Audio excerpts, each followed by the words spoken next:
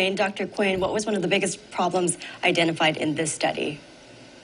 Well, it's like you just stated, as far as the study, it was very evident that a lot of high school students, junior high as well, they try to evade the coach and the trainers and the other players when they're having an injury on the field because they want to stay in the game. And when I talk to my young athletes that come in on our Saturday morning clinic, a lot of them will come in, they'd be a little banged up from the game, and they'll tell me, they'll say, I'll ask them, I'll ask them, I say, did you come out of the game when you suffered the injury? And they'll say, no, doc, I didn't let them know because I wanted to stay in the game. I didn't want to lose my position.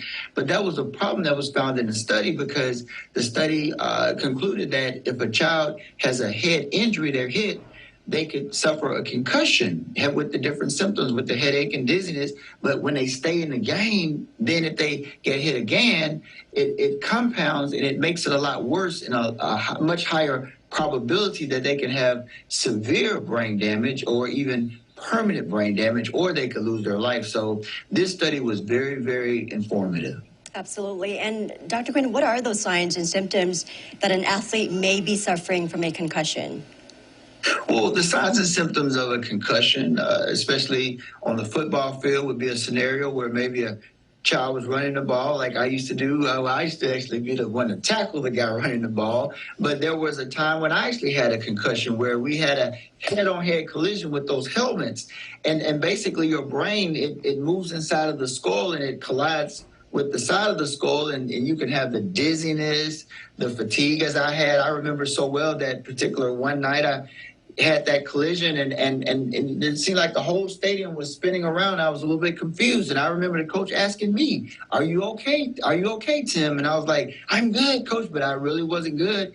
I didn't want to come out of the game. I didn't want to lose my position. And that's what a lot of these young athletes feel. And I didn't want to look weak in front of my teammates. I wanted to be a macho man, you know, and basically I stayed out there, but I put myself at risk. Luckily, they fumbled the ball and the defense, we had to go to the sideline, and then they said, look, you don't look right. You stay out of the game. And I didn't stay, you know, I didn't play anymore. But a lot of these kids go back out there and they ignore those warning signs and symptoms. They suffer another hit, and it can be deadly. Right. Other ways, Dr. Quinn, last question for you, that can be done to better protect our young athletes?